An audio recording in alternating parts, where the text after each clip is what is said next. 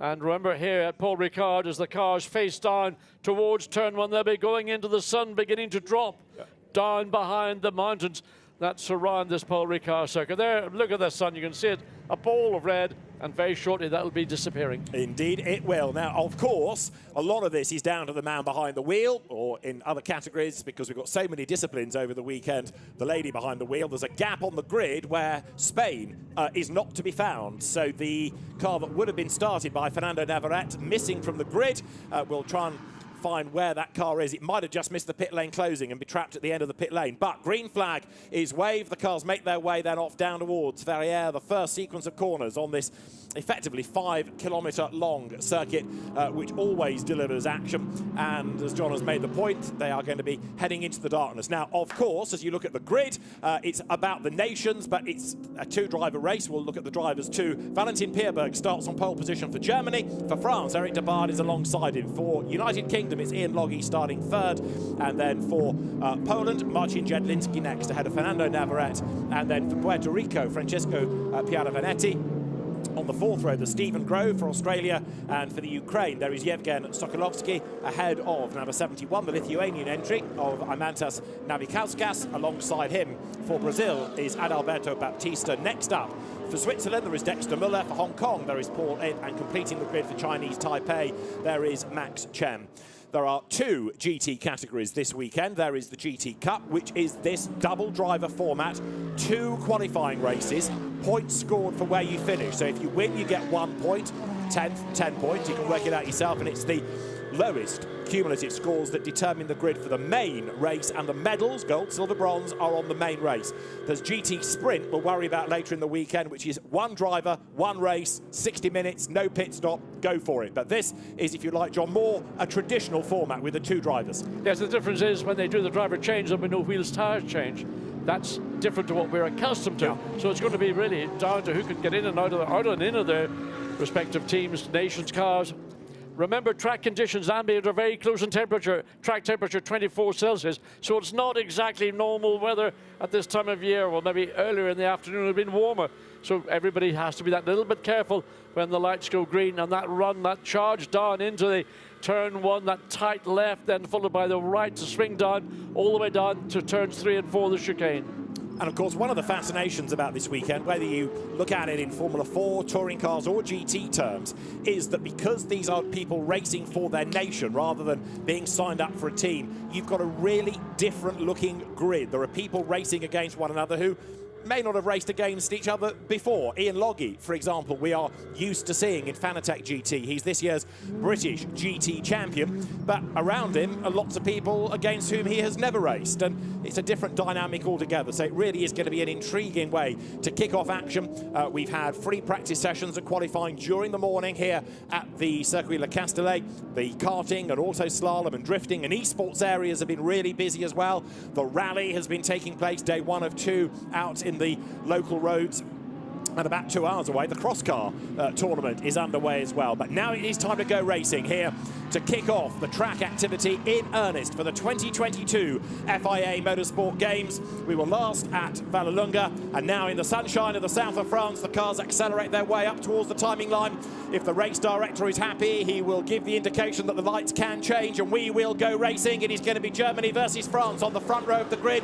We do go racing. They blast away down towards turn 1. For Germany, Valentin Pierberg has the advantage. It's going to be Germany from France, but for the United Kingdom, Ian Loggy gets up the inside and goes second. That was a brave effort. So Germany, United Kingdom, France, that is the top 3, but Pierberg goes out wide.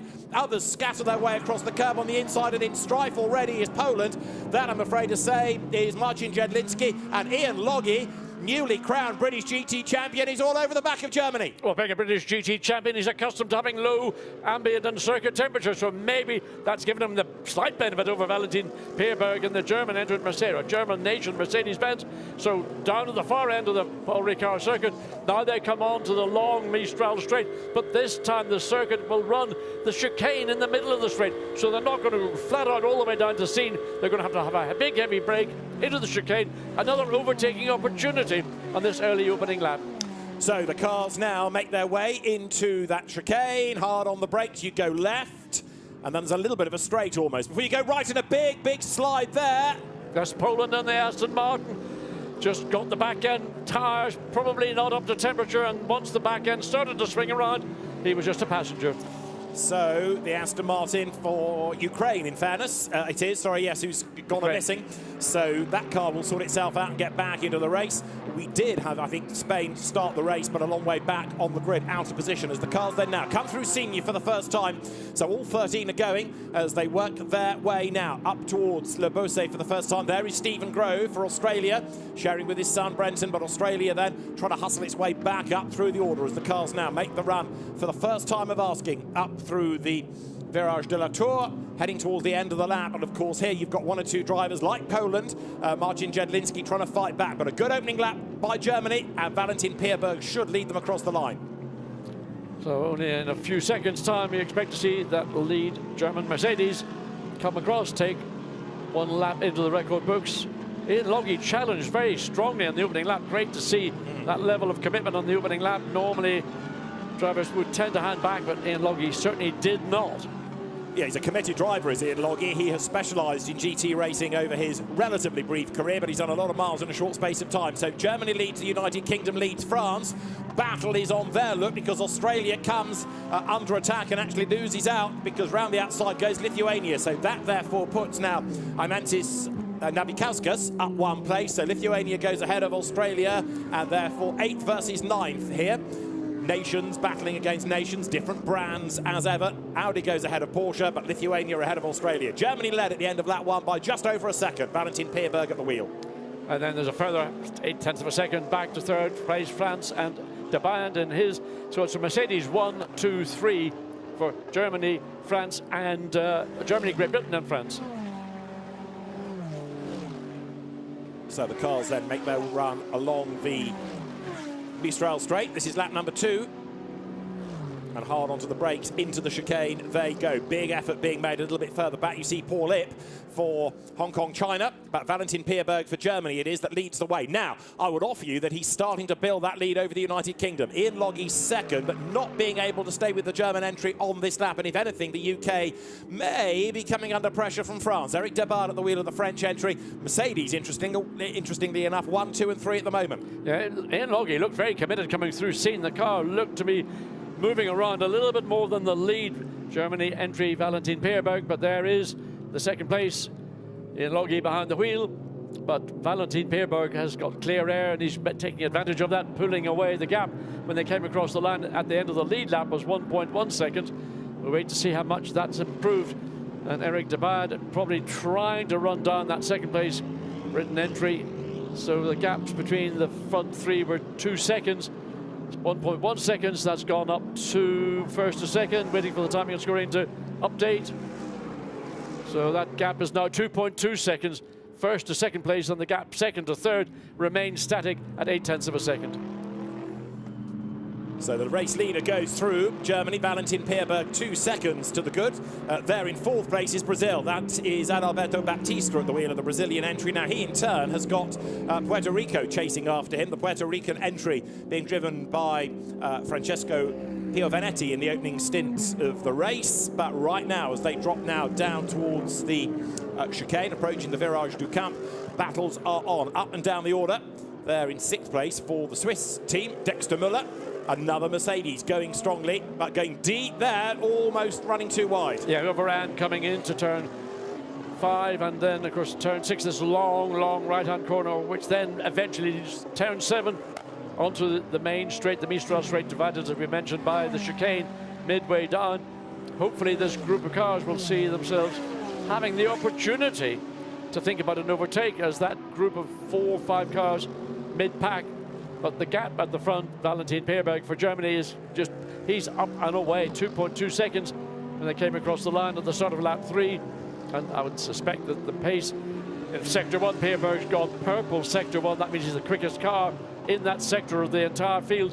And visually, you can see the gap has increased from where it was 1 lap ago here as they come into scene.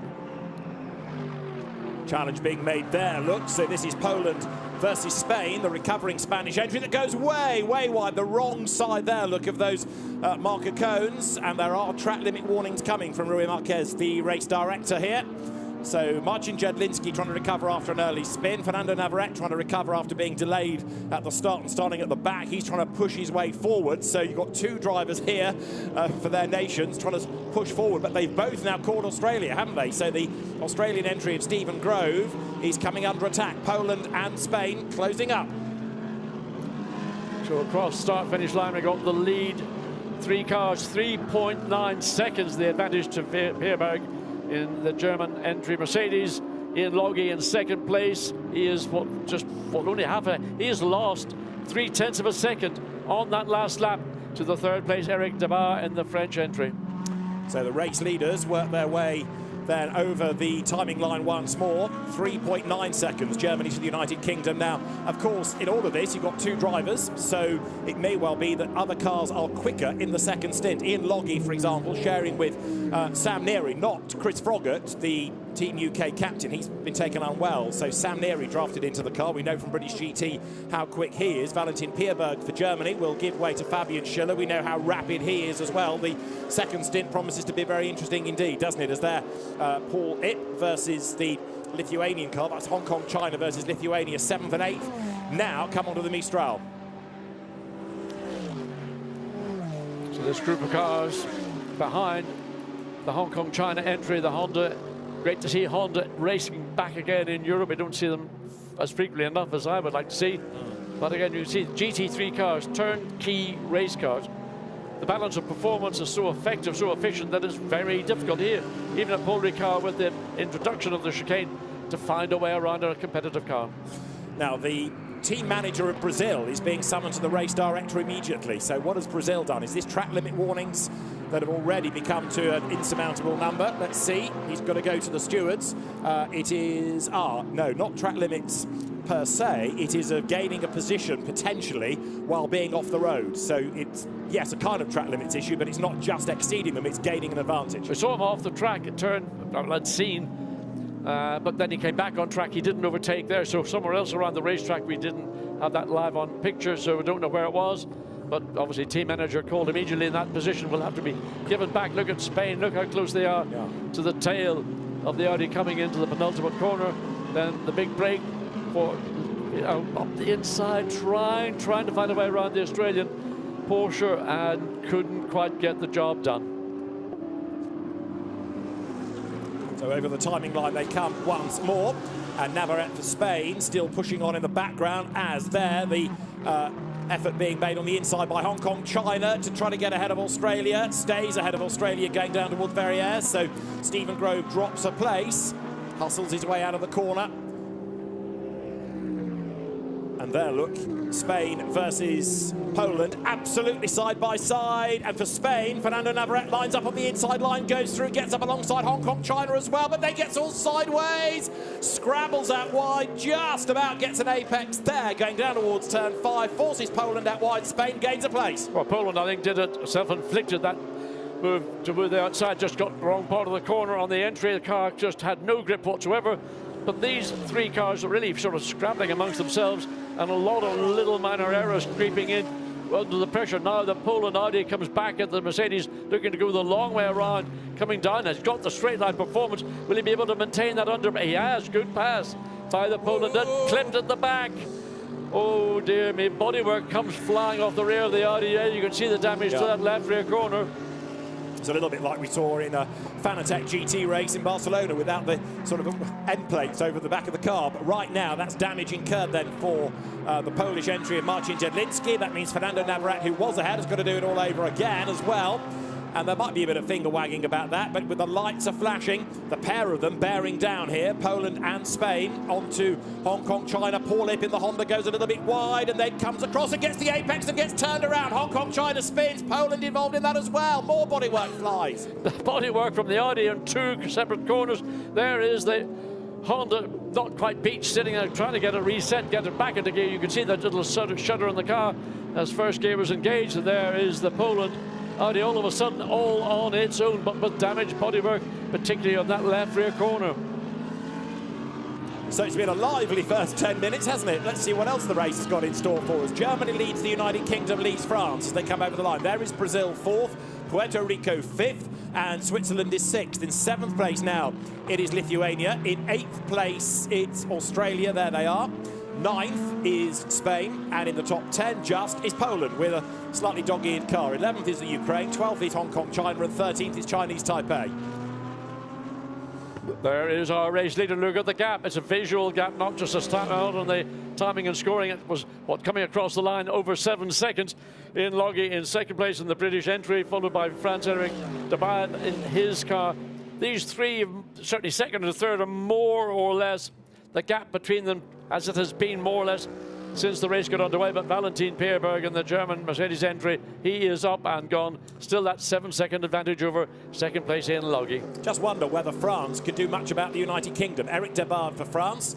He will give that car over in the 2nd stint to Simon Gachet. Now, Gachet, we know, is demon quick, whether it's GT3 or GT4. So that French entry is going to be really interesting. But Fabian Schiller for Germany to take over the leading car, he doesn't lack anything in terms of speed either. Absolutely not. Fabian Schiller, I'm sure when he gets behind the wheel of the German entry, will be capable of not only consolidating the lead that this car, or we think the number 20 Mercedes, will have when it comes to doing the driver handover, but he could extend it.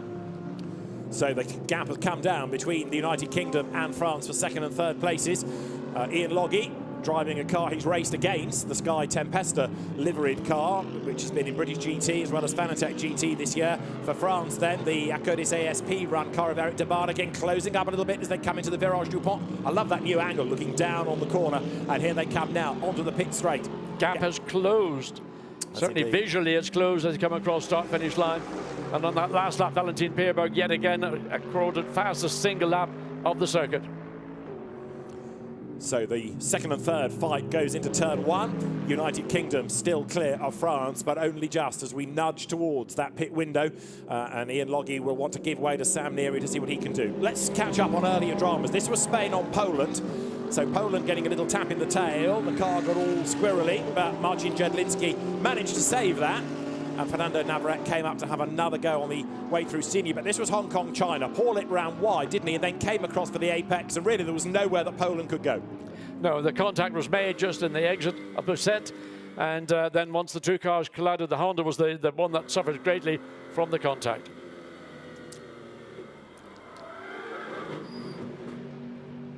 So this is the fight for 2nd place. This is the UK versus France.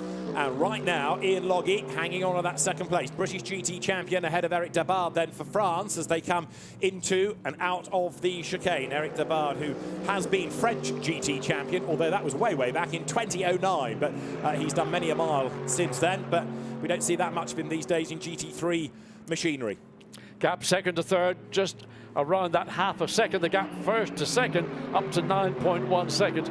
So this battle for 2nd place really is the focal point in the lead trio of German, Britain and France Mercedes. And then for 4th place again, the Brazil number 44 entry, likewise, and a Mercedes AMG GT3. Eric Debard for France, closing up just a little bit further as they come out of the Virage de la Tour, down towards the Virage Dupont, and the margin at the start of the lap was only half a second between them. Look how much curb Debard uses. Now, that's local knowledge of the circuit, isn't it? Absolutely. Ian Logie's doing everything correctly by staying on the black stuff, but Eric Debard has got two wheels well and truly over the curb. Now, Eric Debard is entitled to do that. He's not exceeding track limits, but he's using the limits of the circuit to his advantage, and that's partly the reason why he's closed that gap down fractionally from just under, well, half a second now to just under half a second. Fernando Navarrete then, a very experienced Spanish touring car and GT racer. We've seen him in the, as it then was, Blancpain Endurance Series. He represented Spain in those motorsport games at Vallelunga. And this year he's been racing GT4 and in the International GT Open Series, and that Spanish entry clawing back the time lost from its grid position. Now here is the fight going on between Switzerland and Lithuania. So Switzerland's entry of Dexter Müller, who's raced in the GT3 class of the Le Mans Cup this season. He is fending off the Lithuanian entry, and Imantis Navikauskas, TCR racer more normally, he's getting ever more committed. So too is Spain's Navarrete on the back of Australia's Stephen Grove. Be interested in this little battle going on between the Mercedes and the Audi, because the Lithuanian Audi looks to me is very handily being driven indeed, and will be very quickly if not on the tail of Mercedes, will be very close to overtake. Now, Paul Ip, after his spin for Hong Kong China, down at the foot of the field, but his lap times are pretty good, so he's catching back up to Chinese Taipei's Max Chen. This battle pack you can see now is 6th, 7th, 8th, 9th. There's also been a change for 4th place. Puerto Rico is up ahead of Brazil in a good South American battle. Australia fending off Spain here. Porsche fending off Mercedes, Stephen Grove fending off Fernando Navarrete, but we know that Navarrete is in feisty form. He gets his elbows out and he might come and have a go at Australia soon. Absolutely. There you can see how close he is to the back of the Australian entered Porsche. Spain all over the back, thinking about making a dive down into the Bousset, but it's not possible. Australia closes off that opportunity, but slightly compromises. Ferrari has gotten ahead there. We didn't see the overtake, but now we've got one car in up the inside. No, he can't quite do it. The Puerto Rican Ferrari has split the top 4 Mercedes, so that's a good performance indeed from Pavarotti. Ian Loggy is being given a driving standards flag for track limits, and 1 or 2 others are as well, in fairness. The race leader is currently on lap number 9, and there, Spain, Navarrete comes out of the Virage Dupont, and he's still not quite cleared Australia. So Australia is still hanging on to 8th place, Spain is 9th, Poland is 10th, but the second stint is going to be really interesting to see who rises and falls. And this Puerto Rico-Brazil battle rages on for 4th place still. Yeah, interesting that the Puerto Rico entry has made progress, whereas the Brazilian entry made, I think, an early move up to 4th place, had that 4th place pretty much covered until Puerto Rico arrived on the scene in the Ferrari and took it away from Brazil. The incident between Poland and Hong Kong China was being looked at, but the stewards have said actually no investigation is necessary. It was just a racing incident. Now look at this, they're all concertinaing here. So you've got Spain on the back of Australia, on the back of Lithuania and Switzerland heading this battle pack in 6th place. But Mercedes from Audi, from Porsche, from Mercedes, they are all very close indeed. Yeah, the 19 Mercedes ran wide through turn 7. So that lost a little bit of ground. That was Navarrete, the Spanish entrant Mercedes. But look how close he is on the tail of Stephen Grove and the Australia Porsche down. Looks to go down the inside. Not close enough to make it stick. Unless Stephen Grove gets out of the throttle, but it's almost going to be side by side on the edge of the chicane. But Navarrete had to back out of it, otherwise maybe contact would have occurred. And the last thing you need in these races are further penalties. Remember, your position is the number of points you score. So it's 1 point if you win, 2 if you're second, and so on. And the grid for the main race, the medals race, is going to be based on the cumulative points, with obviously the fewest being pole position. Spain to the inside of Australia, through Le Bousset they go. Fernando Navarrete gains a place. Good move. And Stephen Grove saw it coming. He didn't try to defend because that, again, would have led to contact, so he gave up the position. Maybe he feels other parts of the racetrack I can come back at the Spanish entrant Mercedes, but one has to feel the pace that we're now seeing from Navarrete is he's only going to close down on the Audi, and you can see even coming into turn 14 under brakes, slightly later under brakes than Jelinski. So on to start finish straight as we go on to lap 10. And we are only really about 5 minutes or so away from that pit window opening as well, as the leaders boom past the pits once more. The lead gap is already 13 seconds. Germany has done an outstanding stint courtesy of Valentin Pierberg here, but Fernando Navarrete you've got to take your hat off to as well, because the Spanish entry, whoops, big lose. Lithuania spins ahead of him, around goes then Navikauskas. Everybody just about avoids him. And that was all self-induced, wasn't it? Navikauskas just made a mistake. Yeah, coming through turn 2, just too early on the throttle. Lost traction at the rear and was unable, just once the pendulum effect took over. So that was the end of that. Back end, just too much throttle. Very good avoiding action from the Mercedes, having to go wide round that marker cone. You're not normally permitted to do that without penalties. And he had to do it. That was force majeure, and continues on his way. Yeah, it was a big avoidance by Spain, by Fernando Navarrete. So that's going to shuffle the order as well. Now, what about second and third? It's still UK versus France. It's still Ian Loggy just ahead of Eric Dabard. It's still Mercedes from Mercedes. But Ian Loggy then has not been able to stay with Germany. Of course, Valentin Pierberg is somebody he has shared a car with in Fanatec GT. But right now, Valentin Pierberg has been able to escape up the road. Yes, he's escaped by 12.9 seconds at the end of the last lap. There we see the gap between second and third. And on lap 7 and 8, you could see that Eric Dabard took, well, a fraction of a second out on lap 7, a tenth of a second out on lap 8. Lap 9, they were sort of neutralised. So that's why the gap is more or less hovering around about half a second. But again, Eric de Baer, look how he uses that curbing on the inside, coming into turn 14. In Loggy now going to the right of the circuit to defend in the Village du Pont. The exit onto start, finish straight. They're going to come across the line. The time was 4.49 of a second. So it's going to be somewhere in that region as they come across and go on. It's now just under 3/10. But all the while, as the UK and France fight here, the leading German entry is 14 seconds up the road. Now, this is the gap to third to fourth, because here comes Puerto Rico. It is the Ferrari then.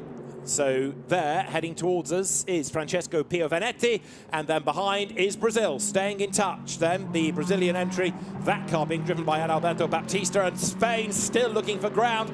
Fernando Navarrete has been one of the stars of this opening stint for Spain. He's up with Switzerland. I mean, he is very, very feisty in the manner in which he's using the car, looking for opportunities, trying to force drivers to go, oh, here's Spain coming. He looks like he might be charging down the inside, but he's just trying to get into the head of the car that he's pursuing.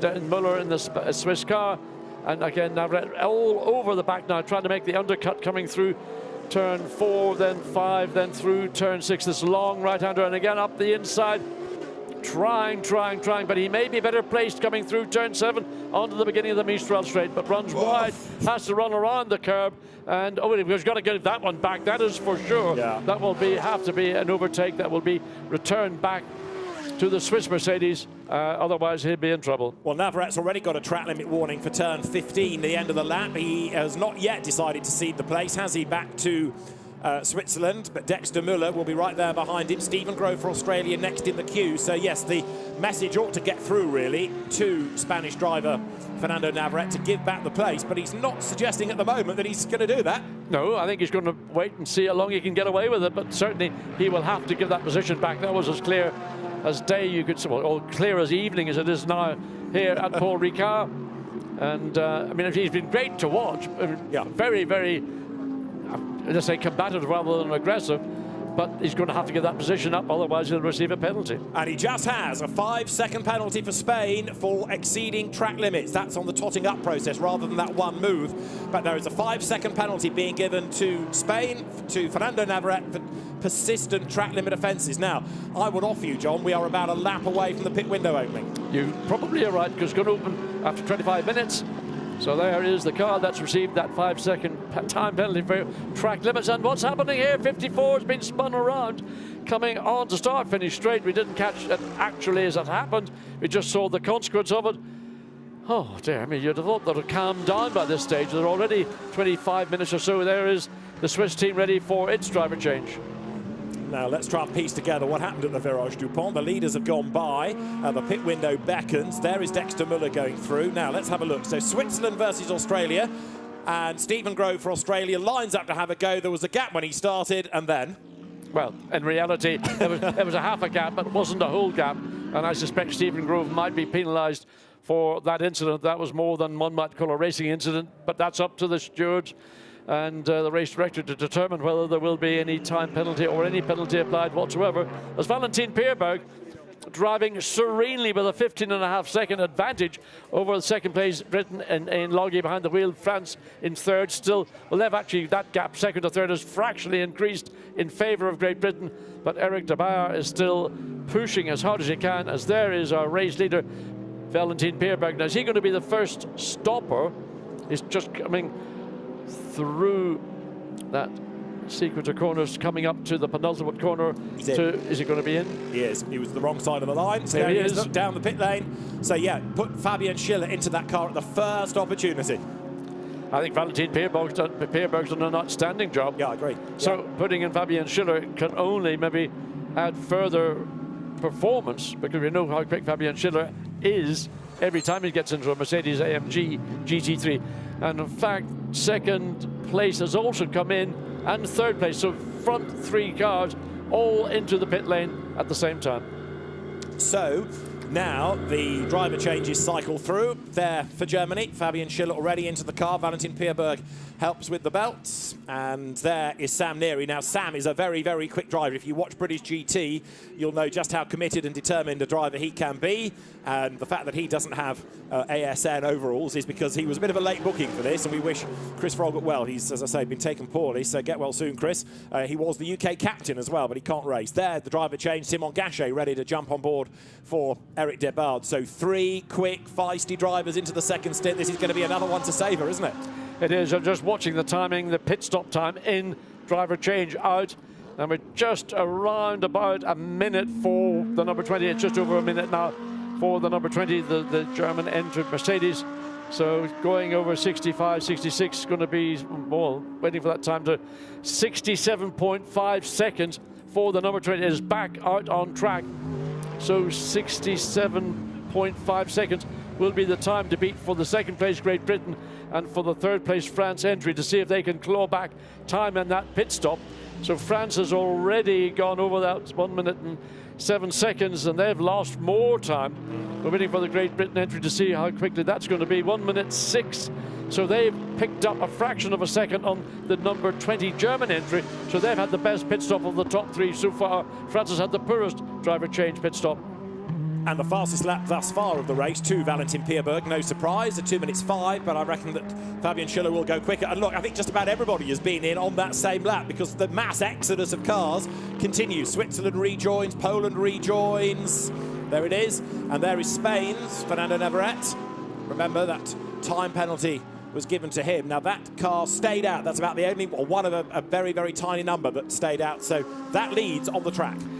If I was the Spain team manager, knowing how quick our man is behind the wheel of the 19 Mercedes AMG GT3, he's got a clear track. I would keep him out, allow him to stay out now till the point when you've got to come in that last few seconds before the track, the pit stop entry closes, and see if he can claw back some of the time he's lost with that 5-second penalty. And, well, you never know, it might be the best move that Spain can make. So that car will have to serve the 5 seconds on its pit stop, as there a big, big dive up the inside. Poland versus Australia, and through on the inside line goes Karol Bash for Poland. Now, if you follow Lamborghini Super Trofeo or Italian GT, you'll know how quick the Polish driver is, Karol Bash. He's going to be another absolute gun in that car. Absolutely. There's the car that's got the damage around the left rear quarter and a little bit at the front. But in the meantime, we were talking about Simon Gachet, how quick he is when he's out on his opening sector 1. He's just gone quickest of all throughout this race now that we've got 31 minutes remaining. So Simon Gachet, unsurprisingly, doing what we know he's capable of doing, even quicker than Fabian Schiller, who we think is another hot rod when it comes to doing Mercedes AMG GT3 drives. Australia being summoned to see the stewards. That must be for that incident down at the Virage Dupont against Switzerland. Simon Gachet lighting up the timing screen. But right now, Spain leads, but yet to serve a pit stop.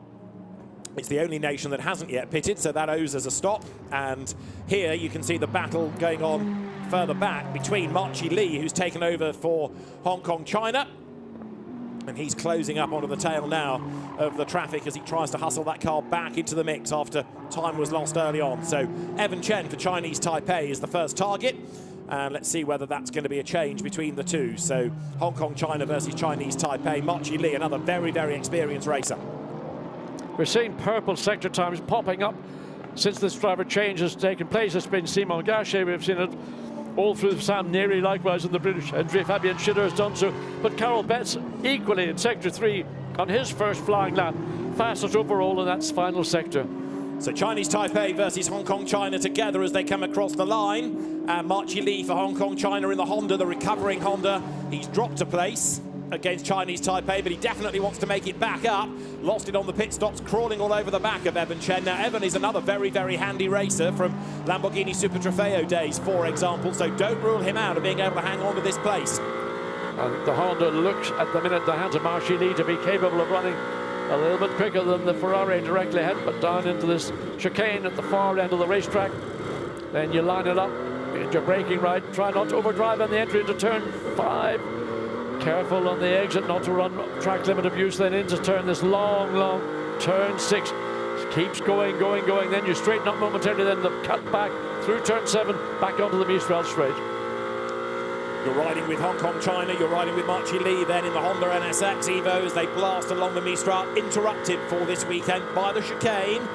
And of course the circuit has to accommodate GT cars and single-seaters and touring cars, and right under braking, the gap comes down by another length.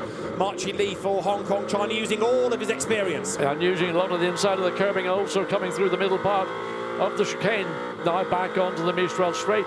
Now, in days when you don't run with the chicane, these cars will be running around 270-75 kilometers per hour, but with the chicane that takes about a good 10 or more kilometers off that.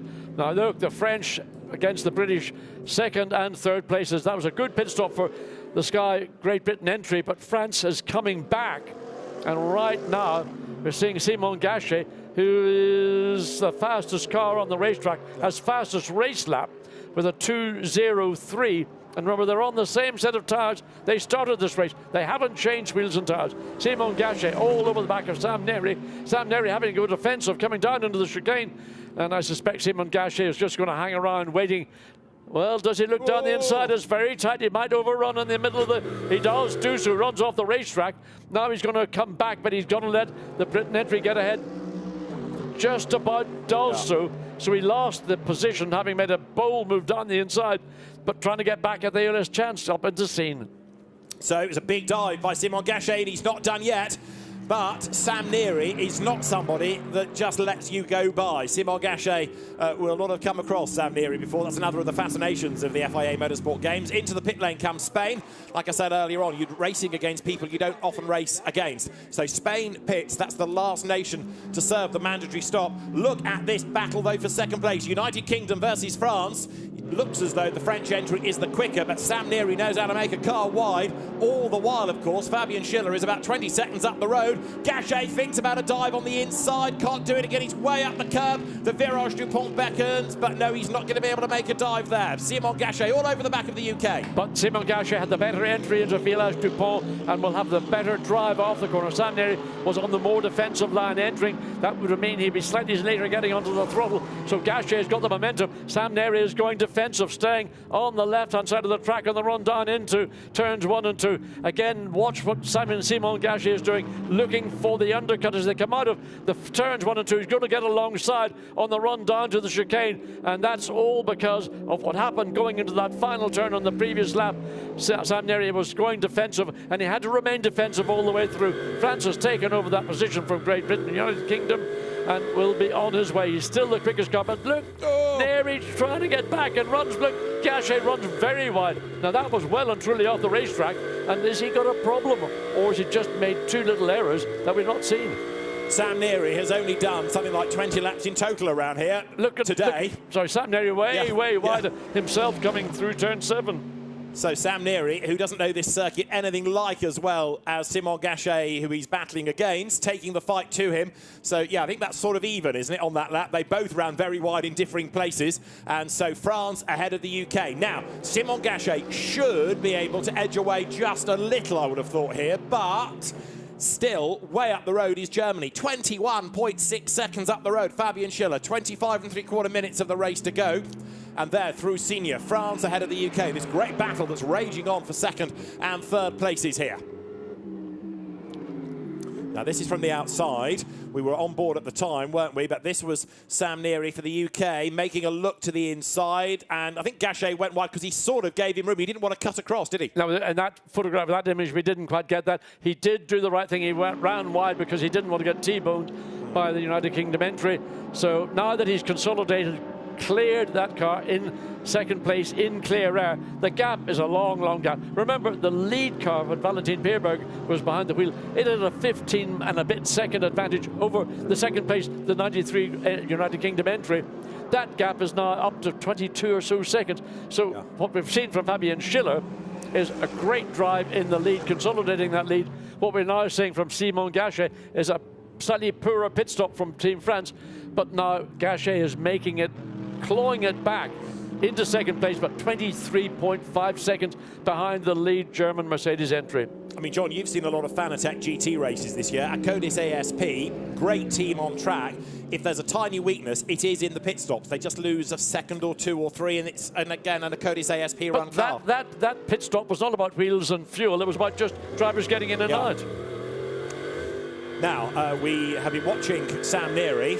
He has taken over from Ian Logie. Ian Logie out of the car is with, in the pits, Gemma Scott. Well, we're down here now with Ian Logie, British GT champion, now representing your country, and watching Sam there, who stepped in at the last minute, really fighting hard. Yeah, he's done a great job. We got up to P2 at the start.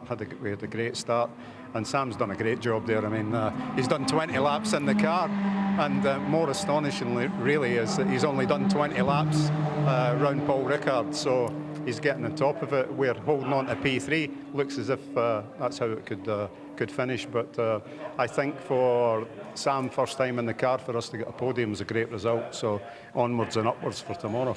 Absolutely, and it feels good to be representing the UK, I imagine. Yeah, it's amazing. Yeah, really proud of it. So I just want to try and do a good job. Do a good job tomorrow, get enough points that they go into the final race that we can really push. And you just never know what's going to happen. Things go wrong for other teams, so a little bit of luck, and we could be there. So we're learning every lap at the moment and enjoying every second of it. Thank you very much, Ian. Have a great one. Yeah, I mean, I think for Sam, he got the late call because it was only last night that Chris Froggatt had to bail because he was feeling unwell. So Sam Neary was put into the car, really, 13th hour. Interestingly, David, just while this has all been taking place, the fastest car on the racetrack is not a Mercedes AMG GT3. It's Carol Betts in the 777.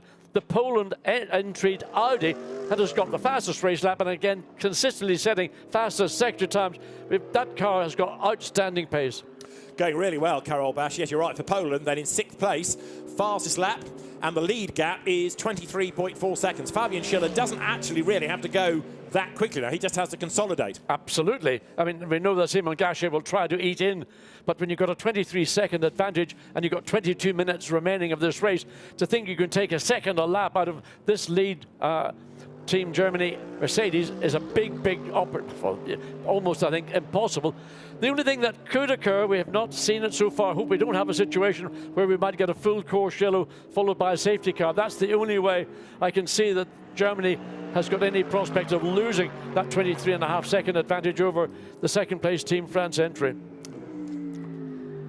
So there, Fabian Schiller leads the way for Germany, and with 23.4 seconds. Bear in mind, of course, that these races, the two qualifying races, aren't going to give you medals. All they're going to do are give you points for the grid for the main race. So, to a degree, keep out of trouble. And as Ian Logie was making the point about Sam Neary, for him, it's seat time, and he'll be quicker again tomorrow. He'll be quicker again in the third race. Absolutely, and that's all he needs. He needs familiarity with the racetrack, learning Paul Ricard. It's not a particularly complicated racetrack, but it's knowing where you can use the parts of the racetrack that we saw in the opening phase when the Team France were running in that pursuing that second place. And it was very easy. Eric Dabar used all the racetrack, where we saw Ian Logie using less of it, and likewise Sam Neary using a little bit less of it. But once he gets his head around the parts of the racetrack, headlights are on.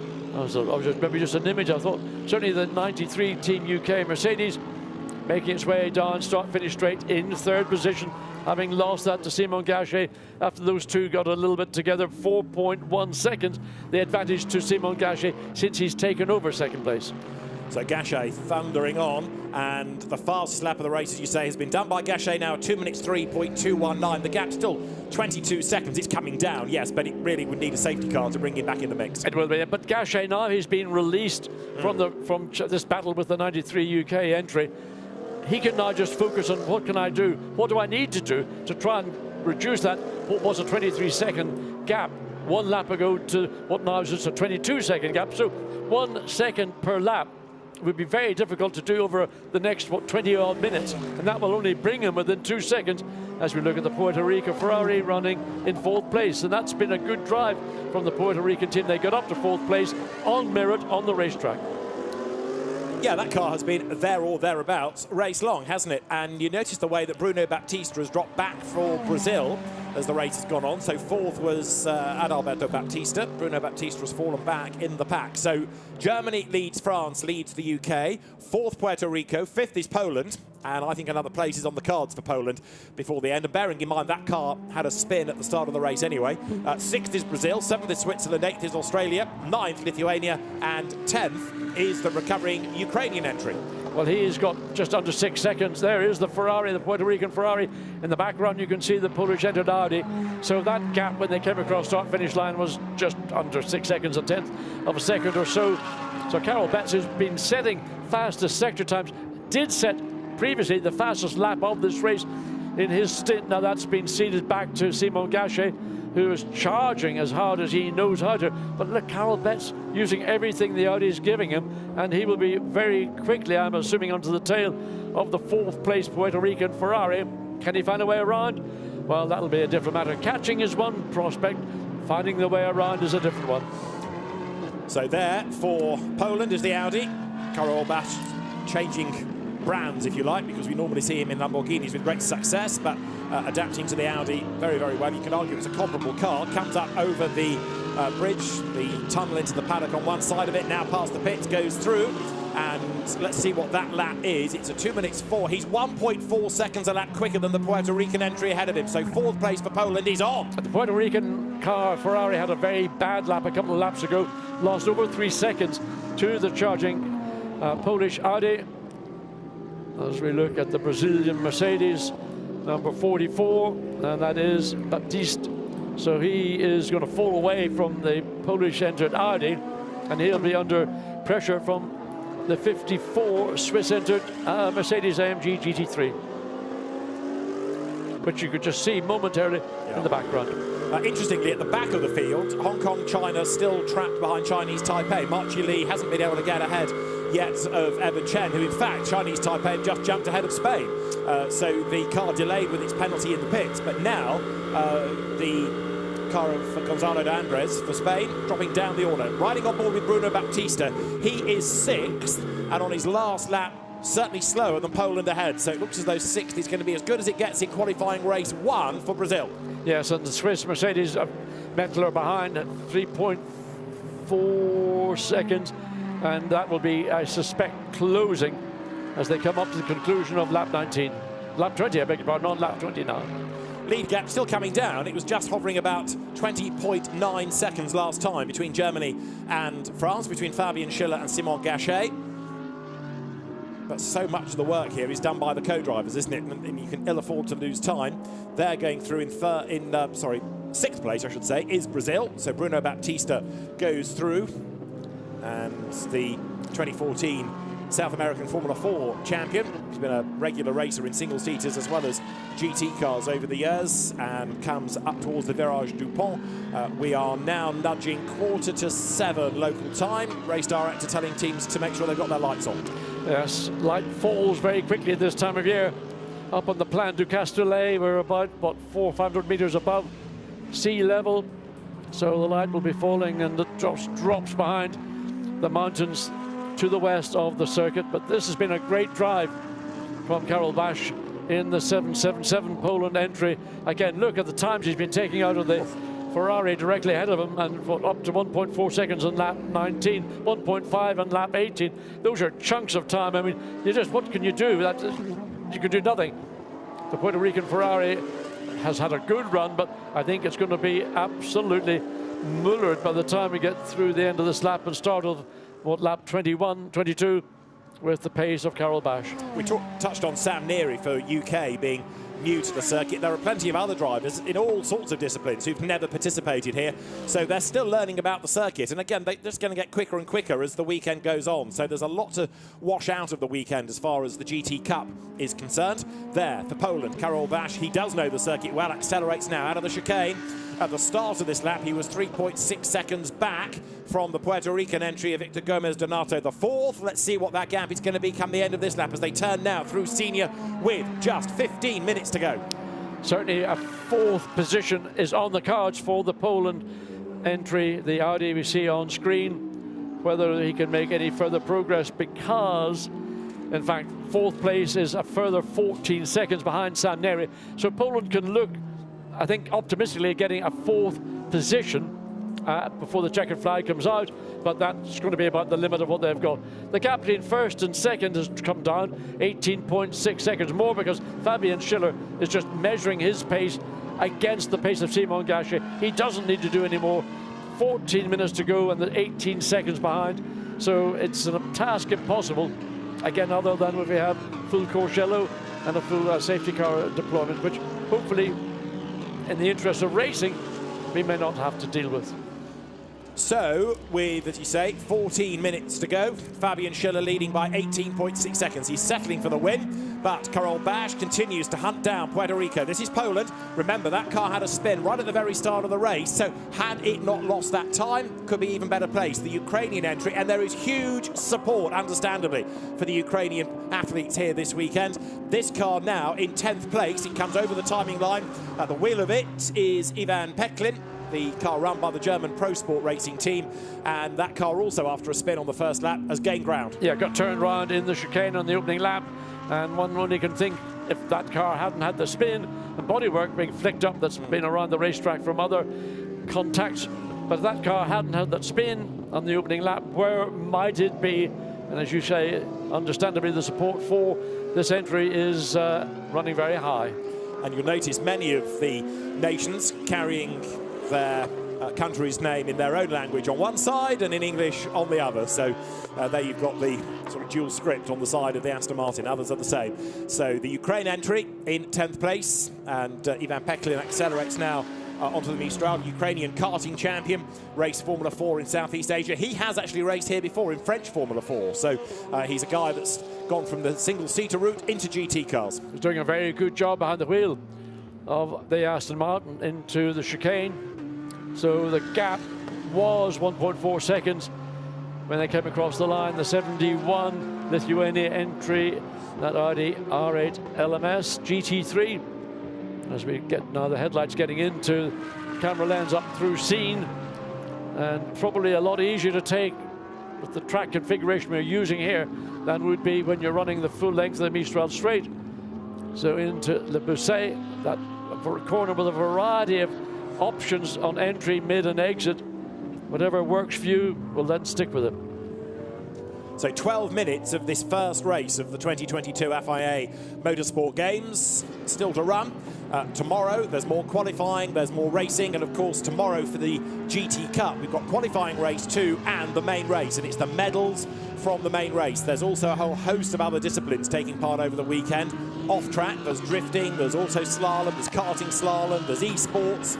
So much going on here, and indeed away from the circuit. Cross car about 2 hours away. The rally around the roads of Saint-Baume has been busy today and will continue to be tomorrow as well. And the nations scoring points on that medals table for the end of the weekend.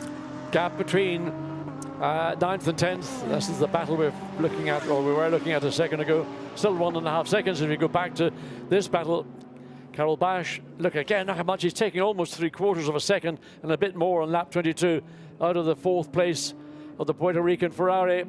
So 11 minutes to get the job done, and taking that amount of time out of a car you're running down, it's very hard to defend that 4th position for Puerto Rico. These drivers, of course, have got a very important stint, not only because they are faster than their lower graded co-drivers that started, but of course these guys, John, have also got to not only fight for position, but they've also got to adapt to the change in the conditions. Now, yeah, I suppose if you're in the car going through it, it's you are getting used to it as the light changes, not jumping fresh in, I suppose, but equally it's a very different sort of a stint from the first driver. Well, I don't know how many of these drivers will have driven in these light conditions. I mean, it's not dark. Yeah. Actually, the camera makes it look lighter than it is. Looking out of our commentary position, I would say it's dark, but our cameras, they've got such good abilities to give you the maximum light that is available. But there we see coming across at the end of lap 22, the gap between this battle for 4th position. It was 1.9 seconds, waiting for it to reset, comes across the line now, 1.1. So this is the lap, isn't it, on which Karol Bash in the Olymp Racing run Audi for Poland. He's going to have a go at Puerto Rico. The cars bounce over the curb through turn 1 at Verrier. So the Polska entry, the Polish car. Karol Basz at the wheel of it, accelerates down now towards the chicane. He's getting closer and closer and closer. And not only that, but also doing absolute bests in sectors on the previous lap. He's a man on a mission. Absolutely. We know that he had earlier in the stint fastest lap of all. That's now been taken away from him by Simon Gachet with his charge. He's now 17.9 seconds behind the race leader, but it's academic. But this battle is far from academic. So Karol Basz is using everything that Audi is providing him to try and run down the Puerto Rican Ferrari. And the closer he gets, the more difficult it's going to become. 9 minutes or so on the clock. He's going to get onto the tail of the Ferrari. How he will deal with Puerto Rico will be very interesting indeed. Poland versus Puerto Rico. Battle of the peas. Absolutely. Well, 2 peas in a pod possibly here. Ferrari versus Audi. Puerto Rico versus Poland. If I were Puerto Rico, I would be quite happy to let Poland go. Keep out of trouble, bank points. You don't want a damaged car overnight. Just learn the circuit. David, that's why you're a commentator and not a race driver. This is a fair point, John. You're absolutely right. But this is only a qualifying race. Were this the medals race, the main race, you might anticipate a bit more defence. But right now for Poland, Karol Basz getting closer and closer. Simon Gachet has taken back the fastest lap of the race. But Karol Basz is going to take 4th away very shortly from Puerto Rico. The Audi for Team Poland comes then now towards the Virage de la Tour, then down towards the Virage du Pont. Let's see whether Karol Basz makes a dive at this part of the circuit or whether he's going to do it on the pit straight. He goes round the outside of Puerto Rico, lines up on the inside. Poland goes through. Great move. Yes, he read that very well indeed and just had simply more pace to go around the outside of Puerto Rico. Puerto Rico, the better exit of the Village du Pont, going to come back. The Ferrari is marginally the quicker of the two brands in a straight line. Looks to go down the inside, coming into turn 1 and 2. And is he alongside? No, he had to concede. It was close though, wasn't it? Puerto Rico back up the inside. So Victor Gomez there having a really good go. 7 3/4 minutes to go. But I think now that Karol Basz has been able to get through a couple of corners, you can see how that gap stretches. Now he's sort of settling himself into that 4th place, swatted away Puerto Rico. So Poland up into 4th place in what has been one of the best recoveries of the race. Extremely good effort by Poland and a lovely pass around the outside in turn 14, set it all up. It was just on the exit where Ferrari were able to come back, where Puerto Rico thought if we can get alongside the Audi up into turn 1 on the inside and reclaim 4th position, try to just frustrate, to stall out the pace that we've seen from Karol Basz, but to no avail. So now securely into 4th place for the Poland entry, and a great drive by both drivers, having again been involved in contact earlier in the race.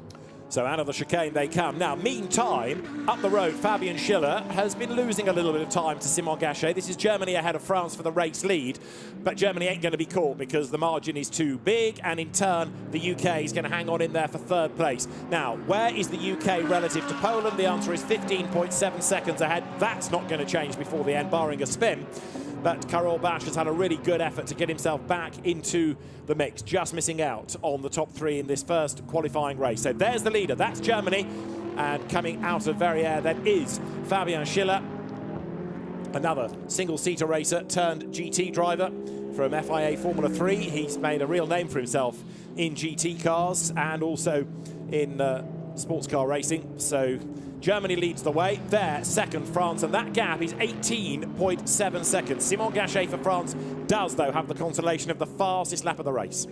It was a big task to try and run down the lead German Mercedes, but I mean, Simon Gachet has been trading fastest laps, not so much with Fabian Schiller, but more with Karol Basz at the Poland Audi entry.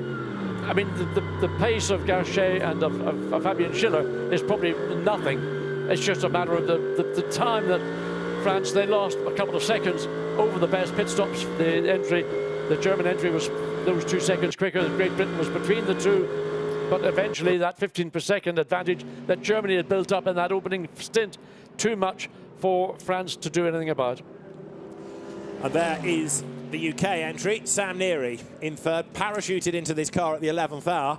He knows what a Mercedes AMG GT3 is like. He doesn't know the circuit, so 20 laps completed prior to the race.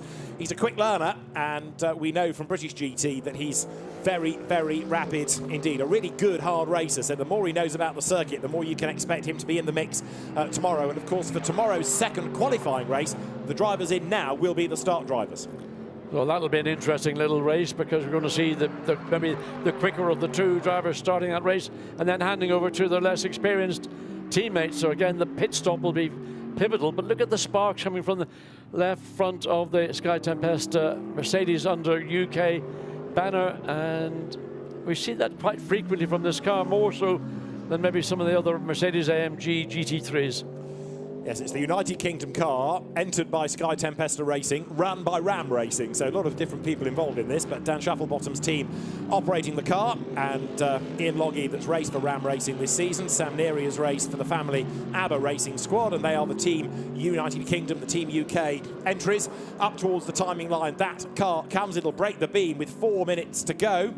So it's going to be certainly 2 more laps for the leader. Might squeeze 3 out of it, given that he's so far up the road. But Germany, France, UK, Poland, Puerto Rico, Brazil. That is the top 6 in our opening race of the 2022 FIA Motorsport Games here in Paul Ricard. It's, of course, coming hot on the heels on Wednesday of the opening ceremony in Marseille. For Poland, Karol Basz goes over the timing line. He is lapping quicker than Neary, but actually now not as quick as the 2 leading Mercedes. I mean, he's done all he can do. He's got 4th position. He's got no chance of catching Sam Neary with 3.5 minutes on the clock. So again, he's done all the hard yards. He's got himself up into 4th position. Look at the Puerto Rico Ferrari, not that far behind. In fact, 1.7 seconds when they came across the line. So the pace that Poland is illustrating now is more, well, I've done what I've needed to do. I've got the position. I can't do any more, so I don't need to keep pushing as hard as I would have done in the early phases of my driving stint. So with 3 minutes on the clock, it is going to be Fabian Schiller and Valentin Pierberg for Germany, who are going to come through to take that win, seemingly from France, from the UK, and then Poland and Puerto Rico. Still squabbling over 4th and 5th places. Victor Gomez, who's driving that Puerto Rican entry, is a driver that's won the Porsche GT3 Challenge in America. He's also won the North American Lamborghini Super Trofeo AM category. So again, an experienced GT racer. And Victor Manuel Gomez Donato the 4th to give him his full title for Puerto Rico. Comes into senior now, in a sense, finding it easier perhaps to chase Poland than fend off. He's got something to aim for now. He knows exactly where his braking points are, where the lines are. So he's learning the circuit, if you like, by following the Polish entry. You can look at it that way if you want. I mean, it's often about experience of a racetrack. Again, I don't know how familiar he will be with driving a Ferrari 488, but certainly he's done a good job for his nation. The pace of Karol Basz in the Poland entry, Audi was just a little bit too great at this point. Whoa, what's going on here? This is Spain being lapped by Germany, and Spain runs off the road there. So making a mistake was Gonzalo de Andres Mata, and he's back on track. But that car has really fallen away, sadly, in the second stint. Yes, it has. I mean, considering all the good yards that were done early by Navarra, suddenly I don't know where the pace has gone. No. And running wide like that, okay, let the lead car go through. But maybe that was a bit generous in allowing him that amount of room down at turn 5. Yeah, Gonzalo de Andres is not an inexperienced driver. He's a TCR Iberico champion of 2 years back, for example, in touring cars. Maybe not the most experienced GT3 racer, maybe perhaps learning about the car still, but that's why these qualifying races are so useful. It doesn't matter what the gap is, because the points are for your position. That car should be higher up tomorrow. Well, there is the 19 running 13th, and regrettably I have to say Spain running in last position. And Spain, I think I'm right in saying, is the only nation with a representative, an athlete in every discipline this weekend. The ASN of Spain has really embraced the FIA Motorsport Games, and it is to be applauded for that. So, as Gonzalo de Andres carries on for one more lap, we are into the last minute of the race. Lithuania here in 9th place, keeping the Ukraine at bay. This is Jonas Gelzinis. And this is the closest battle that's taking place on track right now. They've been together for the last 6-7 laps. And there's really been nothing that the Aston Martin in 10th position has been able to do to clear the Audi directly ahead. But we've still got 14 seconds, but when they come across start-finish line, that will be the checkered flag. Indeed so, and Jonas Gelzinis for Lithuania, Ivan Peklin for Ukraine accelerates on. Jonas Gelzinis. If you follow national UK racing, you might remember from Carrera Cup GB a good few seasons back. He was a regular front runner, and there he turns through senior. But up front, Germany is on target seemingly to win convincingly the first qualifying race in the GT Cup in the 2022 FIA Motorsport Games. The Lithuanian entry accelerates then now up towards the completion of a lap, but for Germany, a really good start to the weekend. That is Jonas Gelzinis, and the Lithuanian car in 9th place. That was another one, remember, that had a spin early on in the hands of Iantis Navikauskas. Banging over the curb is Fabian Schiller. They're looking ever so dramatic in the darkness. Yeah, I don't know why he needed to do that, because there's no pressure on him. He's got a 17-second advantage. And you can see, looking into the garage there, the team are going, why are they shaking their heads? Because they don't like to see their car being ragged unnecessarily on the last lap. So, for the last time, into Le Beausset comes Germany. Fabian Schiller at the wheel. Really good first stint by Valentin Pierberg, the SPS Automotive Performance entry of Valentin Pierberg. And he watches on, and he did a great job in the first stint. Fabian Schiller has responded in style in the second. And so, our first track activity of the weekend is going to go the way of Germany. Of course, other disciplines have been busy all through the morning. Free practice yesterday, but on track, this is our first race, and it's going to be the German car that is going to win the first race here at the Paul Ricard circuit. Up to the checkered flag comes Fabian Schiller, and the GT Cup qualifying race 1 is won by Germany. Fabian Schiller, Valentin Pierberg for Germany win race 1, the qualifying race number 1 for the GT Cup from France, because this is going to be Simon Gachet to bring home Eric Dabard's car. And up towards the timing line, France now comes Valentin Pierberg. Part of that winning German entry is a very happy man indeed. And there, a lap down, is the Spanish entry of Gonzalo de Andres, who comes across the line. So it is Germany from France, 17.4 seconds, the margin between them at the end. And for third place, Sam Neary has just come across the line for the UK. Fourth is going to be Poland. Fifth is going to be Puerto Rico. Karol Bash, who's been one of the standouts of that race, takes fourth. And Victor Gomez, a lot of learning done in that stint. He's fifth for Puerto Rico, and sixth should be Brazil, Bruno Baptista, on his way towards the line. So it's a rather dominant drive in a way by Germany, but some really good battles through the field. Indeed, and I think one of those, obviously, we've mentioned and talked a lot about was the pace of Karol Bash, but all the way through the field we've seen little battles developing into big battles. We've seen contact, and we've seen great recovery drives. And there's one of those recovery drives there, the Ukraine entry, the Aston Martin, the third of these 3 cars, trying to make it 9th place, but can't quite get it done. So he finishes behind the 71 Lithuanian entry, the Audi. Yeah, Australia 8th, Lithuania 9th, Ukraine 10th, Chinese Taipei 11th, Hong Kong, China 12th, and Spain, the only lapped entry, in fact, down in 13th place. But a good job done by Germany, and the darkness has really fallen now, hasn't it, over the Circuit de Castellet. And for their Switzerland, 7th, Yannick Mettler bringing home the car, started by Dexter Müller. And Germany victorious by 17.4 seconds in the end. We'll have a look at the result in a moment, but Germany, France, UK, the top 3 at the end of qualifying race 1 in the GT Cup. Some really good racing we had up and down the field, and a race of changing fortunes for some, definitely changing light. You can see how much darker it is now.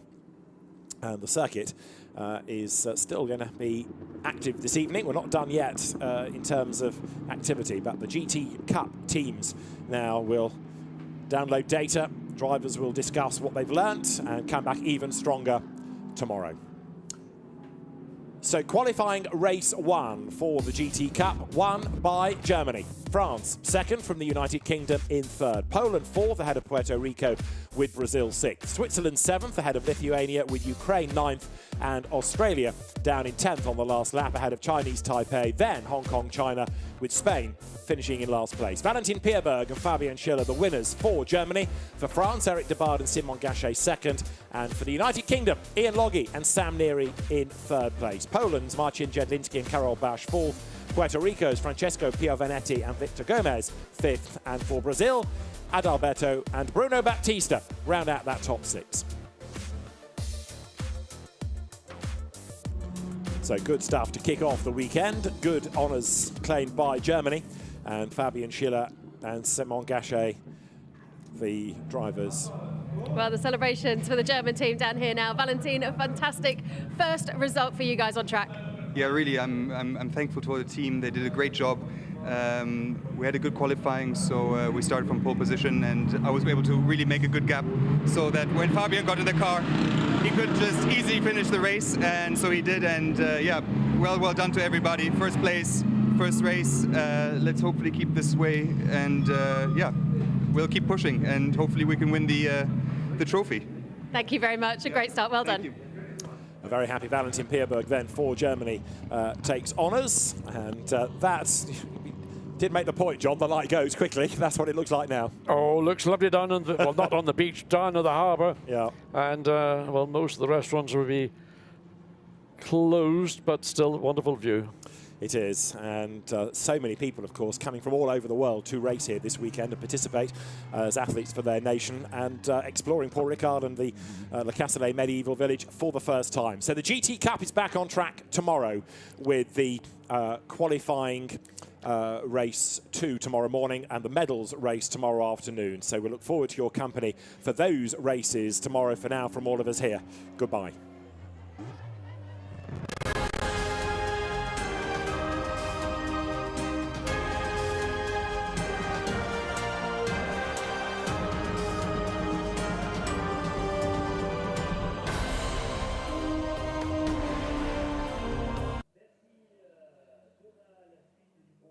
Welcome to the FIA Motorsport Games 2022, coming to you from the circuit Paul Ricard and the surrounding areas at this beautiful location in the south of France. My name's Louise Beckett and I'm your host for the Games, and I'm joined by multiple British GT